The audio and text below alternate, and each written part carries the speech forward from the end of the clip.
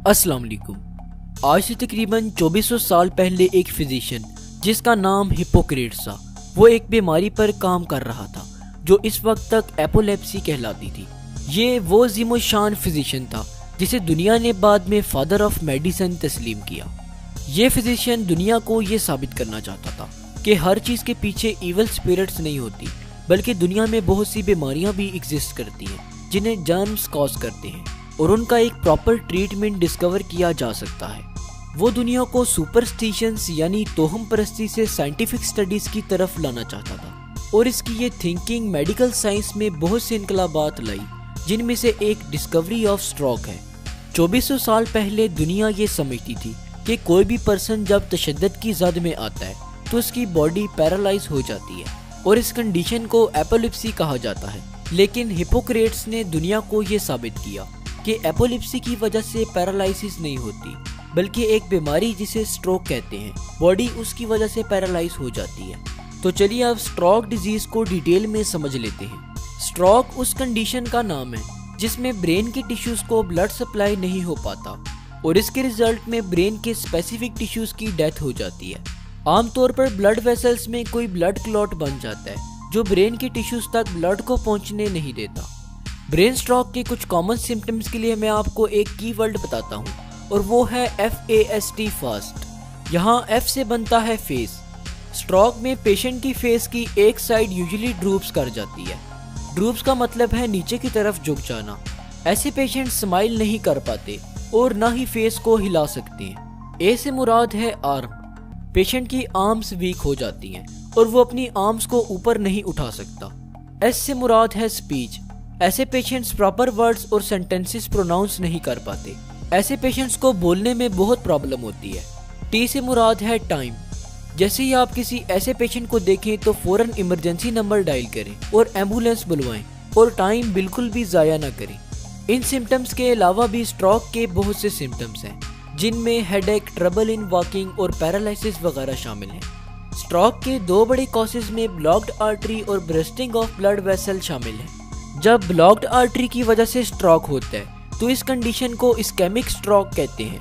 Ischaemic stroke में brain को blood पहुंचाने वाली ब्लड वेसल में क्लॉट बन जाता है। ये क्लॉट या तो फैटी डिपॉजिट की वजह से बनता है या फिर किसी और तरह के डेब्रिस की डेपोजिशन से बनता है। इस क्लॉट की वजह से या तो ब्लड वेसल बहुत ज़्यादा नैरो हो जाती है या बिल्कुल ही ब्लॉक हो जाती है और ब्रेन के टिश्यूज को ब्लड की सप्लाई बिल्कुल ही रुक जाती है। स्ट्रोक की एक और टाइप ट्रांजिएंट इस्केमिक स्ट्रोक है।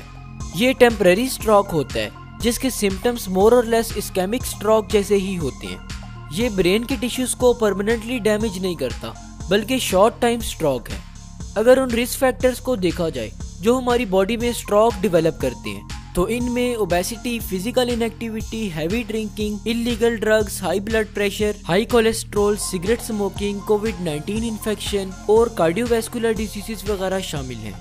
वो लोग जिनकी एज 55 ईयर्स से ज़्यादा होती है उनमें स्ट्रोक के चांसेस भी ज़्यादा होते हैं। मेंस में वुमेन्स की निस्बत स्ट्रोक के चांसेस ज़्यादा देखे जाते हैं। बाज़ का स्ट्रोक बॉडी में कुछ परमानेंट डिसेबिलिटीज प्रोड्यूस कर देता है।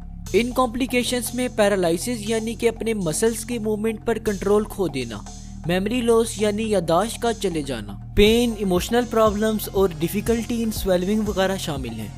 अगर स्ट्रोक की प्रिवेंशन पर बात की जाए तो इनमें ब्लड प्रेशर को कंट्रोल करना, अपनी डाइट में कोलेस्ट्रॉल की अमाउंट को कम करना, स्मोकिंग छोड़ना, वेट कम करना, रेगुलर एक्सरसाइज और इलीगल ड्रग्स को अवॉइड करना वगैरह शामिल हैं।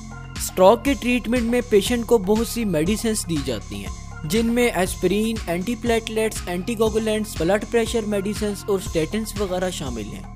एस्पिरिन पेन किलर्स हैं जो बॉडी में पेन रिलीवर्स का रोल प्ले करती हैं। एंटीप्लेटलेट्स और एंटीकोगुलेंट का फंक्शन ब्लड क्लॉट को प्रिवेंट करना है।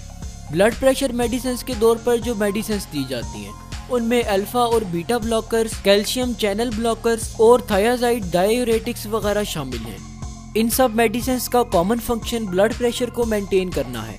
स्टेटिन मेडिसिन्स बॉडी में कोलेस्ट्रॉल लेवल को रिड्यूस करती हैं। स्ट्रोक के बहुत सीवियर पेशेंट्स में डॉक्टर सर्जरी परफॉर्म करते हैं। इस सर्जिकल प्रोसेस को क्रेनियोटॉमी कहते हैं।